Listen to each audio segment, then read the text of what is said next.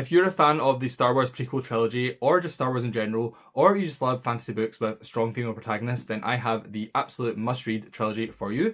This is E.K Johnston's Queen's Trilogy, and it centres on Padmé Amidala, who is one of my favourite Star Wars characters, and also I think just one of the best Star Wars characters in general. She is the kind of emotional centre of the prequel trilogy, and these three books absolutely flesh her out to a level of detail that is just undeniable. If you're a Star Wars fan, I feel like these are honestly must-read books. They reshape the prequel trilogy, and you will just absolutely love the detail and world building that comes from them. Even if you're not a Star Wars fan, I think there is a lot to love here, and Padmé is just such an inspiring character who, honestly, I feel like gets her due now, but for a long time was overlooked. So I'm so glad E.K Johnston managed to write this trilogy about her, and I'm excited to talk about them today. There is 3 books in the trilogy. They were published between 2019 and 2022, and the little strange thing about them is that they're kind of published out of order, but I will go into that in a second. I will tell you what order I read them in and what order I recommend you read them in, which is the same as I've done, and I'll tell you why, because there's very specific reasons for that I think will change your entire reading experience if you read them in their actual publication order. And I almost can't believe that they were published in the order that they were published in. But as a complete trilogy, these are fantastic books, and I cannot wait to talk about them today. So if you are a new viewer here, and this is my first time making a Star Wars video, I know Star Wars people can be a little bit, so please be nice to me because I may get some things wrong, but I just absolutely love these books and I had to talk about them today. So if you're new, please hit the subscribe button, please leave a like if you enjoy this video, and yeah, let's start talking about Padmé Amidala, who is just one of my personal heroes at this point. So if you're going to read these, I highly recommend you go in this order, and that is the chronological order. So Queen's Peril takes place before and during the events of Episode 1, The Phantom Menace. Queen's Shadow takes place just before Attack of the Clones, which is Episode 2. And Queen's Hope takes place just after Attack of the Clones and before Revenge of the Sith. So the interesting thing about this was that Queen's Shadow was actually published first, and I am 100% sure that Johnston was pretty determined that she was going to write Queen's Peril, because the main supporting characters in this trilogy is the Handmaidens, and if you jump straight into Queen's Shadow, she does not really introduce them well. She just kind of assumes you know who these characters are, and it's hard to work out kind of like who they are in relation to each other and who they are in relation to Padmé and who has like what relationship. It's just not clearly defined at all. Whereas if you start with Queen's Peril, it is like the total introduction to these characters. And I feel like these characters are the main reason to read the books in the chronological order, because this one introduces them all individually. They all get their own arcs. We get to know them before they worked with Padmé, and who they all are like as individual people, and then who they are and what they contribute to the group.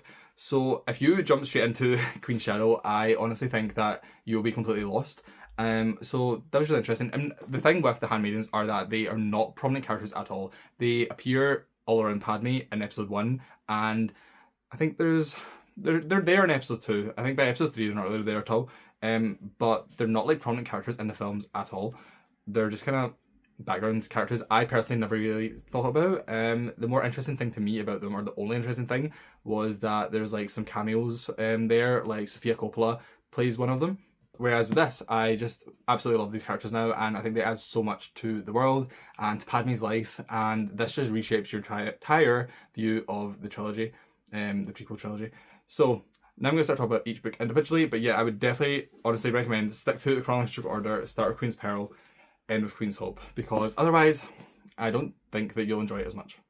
So while I am recommending you start with Queen's Peril, I'm also going to say that it is my least favourite of the 3. However, it is just a really solid foundation for the other 2 books, so you definitely should read it. The reason I don't like this one as much is that because it runs into the events of Phantom Menace, which is the first chronological film in like the Skywalker saga. It kind of assumes that you have a really intimate knowledge of the events of that film, which I do to a point, because I've watched it quite a few times recently. But if you hadn't seen that film in like 20 years, or if you've never seen it, I think that you would be a little bit lost, which I know is counterproductive to my whole argument about being lost with the Handmaidens. But this is just an interesting book. It's a little bit of a messy trilogy in the way she set it up, but it all comes together really well. But yeah, so Queen's Hope starts out with Padmé basically becoming queen, and we see that whole rise. We understand the politics of Naboo, and we understand how they got in the situation that they're in the Phantom Menace. Because the thing with the Phantom Menace, if you're a Star Wars fan, you'll know, you are kind of just chucked right in there, and it's very political, and there's a lot of like he said this and she said that, and they're doing this and they're doing, and it can be quite confusing, to be honest, what the Phantom Menace is even about. I think that's why the prequel trilogy was not very well received at the time, because the films themselves, they do just throw you in there, which is a very Star Wars thing. But Queen's Peril introduces Padme to becoming queen, and she gets all the handmaidens around her. You understand who they are, you really fall in love with them. And E.K Johnston also does an amazing job at reminding you that these are like 14-year-old girls, because I feel like that can be easily overlooked with the films, just because Natalie Portman looks a bit older anyway, and then she's a lot of the time in Phantom Menace especially, and like the very heavy makeup. So it can be hard to remember that she is a child, and this book and the whole trilogy do a really good job at reminding you that these are like very young girls, and especially Queen's Peril, they are just like having fun. And even, well, I say even when, you know, the war is beginning, they're still 14 and they're still trying to find the light and the good in things. So that was really nice to find. And I also loved that this adds some canon stuff, which maybe was already there, but this like really highlights it, and it made the Phantom Menace even better for me. So one of my main issues with the Phantom Menace is that the acting when Keira Knightley is playing Padme, because there's the whole decoy situation, her acting has always been like terrible to me, and it's the voice. I cannot get over the voice, and I've always just seen that as like a strange choice that I'm assuming she was told to do, obviously, by George Lucas, but I've just never liked it. But then this book made me realise it's actually such a clever thing, and I feel like it probably is, like, in retrospect, I've added this on, you know, a little bit of a retcon, but basically, the reason that the Keira Knightley as Padme is doing that weird voice is because all the decoys have to make their voice sound the same so they can trick people. So when Padme is talking normally to, like, her handmaidens, she has a normal voice, but then whatever handmaiden is being Padme at that time to trick whoever's around them, they all have to have this very, like, monotone, dry voice. And I thought it was so clever, and I feel like that's probably what George Lucas was going for, but I never actually really grasped that or understood it until I read this book. So I love that aspect, and there's so many little things like that that just make the Phantom Menace so much better. And you understand all of this like kind of background stuff that is happening on Naboo during the events of the Phantom Menace that we just don't see. And this really gets us in like the ground level of what is going on in that film, whereas the film itself obviously goes to some big spectacle places. This is more like on the ground level, what are the people of Naboo doing? So I actually really enjoyed this. I've enjoyed it more in retrospect. At the time, I was like, it's not my favourite book, and I think it is because it relies so heavily on Phantom Menace, but it is just a great foundation for the rest of the trilogy. Queen's Shadow does not have that same issue where it's relying so heavily on the films, because it is a very like standalone fantastic story, and it is about Padme transitioning from being Queen of Naboo to being a senator at the Galactic Senate. And she goes from being like the queen to like just a little fish in a big pond. And I loved that whole aspect of her being really out of her depth and having to realise that the things that worked for her when she was queen do not work anymore, and she has to kind of change her tactics, and so do the handmaidens, and how do they work around that, and how do they integrate with the wider galactic political world. I love politics stories in Star Wars. They're actually some of my favourite. I think I sometimes prefer the politics stuff to the actual action with like the Jedi, because it's just so fascinating, and the way it parallels real life and stuff like that is just some of my favourite things about Star Wars. But in this, we get a really good political story about Padme having to hone and harness her political powers for the first time, and she interacts with fan favourite characters such as Bail Organa and Mon Mothma, who, if you like Star Wars, you will know they are kind of like the guiding force of the prequel trilogy. Not so much a trilogy, but like the prequel era, the expanded era. And there's Clone Wars characters that kind of pop in with us, which I will admit I didn't fully get at first. When I was looking up after, I was like, oh my god, that character isn't there. And you know, Star Wars is like this huge universe with all these interconnected characters and stories, so it's hard to remember everything. But once I realised, and I was like, okay, that character goes here and does that later on, it just made me love this even more. So yeah, I think the favourite thing about this is definitely just seeing Padme become that like powerful senator that we know her to be in the films.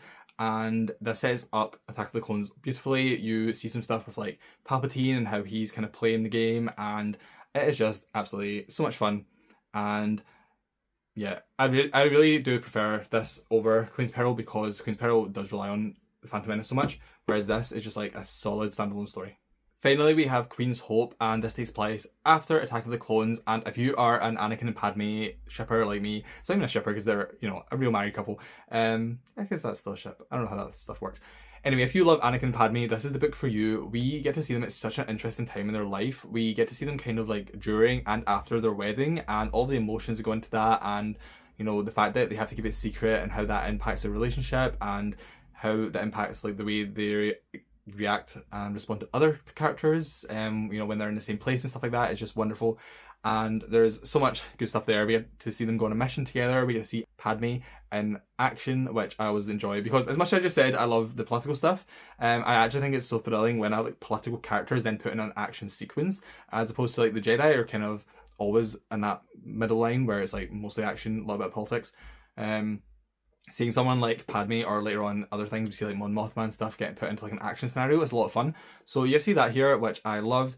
And I also thought that the story of the Handmaidens comes full circle here really well. The Handmaidens have just been essential to these three books as Padme herself. Obviously Padme is the main character, but the Handmaidens, they have such strong individual stories as well, and that really all comes to head here, which I really enjoyed.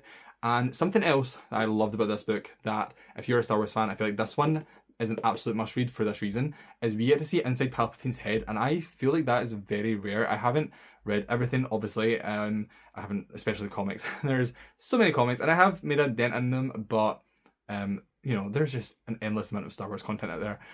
But yeah, what I love about this is that we see inside Palpatine's head, and we get to like see his narrative, and we get to spend like alone time with Palpatine. I feel like that is very, very rare, and I love those sequences. I thought they were so well written, they were so menacing and dark. And Palpatine is so fascinating because, you know, he does it himself. He portrays himself as this kind of like friendly, crippled old man. Not crippled, but you know, like he's old, he's moving slowly, but then, you know, secretly he is like the puppet master of the entire galaxy. And I loved getting those insights into his head in this book. And I think that this sets up Revenge of the Sith wonderfully. And I actually have Revenge of the Sith, the novel here, which people say is like one of the best, or probably the best Star Wars book. And I've actually seen people say that even if you removed it from like Star Wars, it's like an absolutely amazing book, like one of the best books of like American literature of the past like, what year, century, 21st century, 21st century. Anyway, so I'm going to read that soon, which I'm so excited for. But yeah, this just sets up Revenge of the Sith so well. You get to see Anakin and Padme together, you get to see inside Palpatine's head, you get to see the Handmaiden's story all come together, and yeah, there's just like nothing bad I can say about this book. I absolutely adored this one. And even if, like I said earlier, Queen's Peril is not my absolute favourite story, the way that things come full circle in all three books, and you see things, little threads start in Queen's Peril and it all comes full circle in Queen's Hope, it just makes the whole thing so worth it. And I honestly do think if you are especially a prequels fan, like there's no reason you should not read these books. They are just so fun and they add so much to the world. There's so much world building. They fully expands Naboo, it fully expands the Senate, it gives you such a good insight into Padme and Anakin to an extent, and then also the Palpatine stuff. Like, I cannot reiterate enough how much I feel like you have to read these books. So I hope you've enjoyed this video, and if you've read these books before, please leave your comments in the comment section down below. I would love to discuss them with you, and if you have not read them but you think they sound fascinating, please let me know. Especially tell me like your Star Wars story. Are you a fan? Are you a casual fan? Are you a diehard fan? Where are you in your Star Wars journey? Anything, just talk in the comments. I would love to reply to you and talk about Star Wars. But again, I will say it, I've said it 1,000 times in this video, I honestly do think if you're a Star Wars fan, you must read these books, especially the prequel era. But yeah, I'm going to stop repeating myself now because I've said it enough. Thank you for watching. If you enjoyed this video, again, please leave a like, please leave a comment, let me know anything at all. Even if you don't have anything to say, leave a little emoji, you know, just let me know you're there. I appreciate anything. And again, if you're new here, hit the subscribe button. I hope this went well. I have been nervous to talk about Star Wars books. I done an entire deep dive, like not even deep dive, it's like the deepest you can go dive into the sequel era last year. And I read everything chronologically from Return of the Jedi up to like the end of the timeline. So I would love to go back and talk about some of those at some point if people are interested. But yeah, thank you for watching, and I will see you in my next video.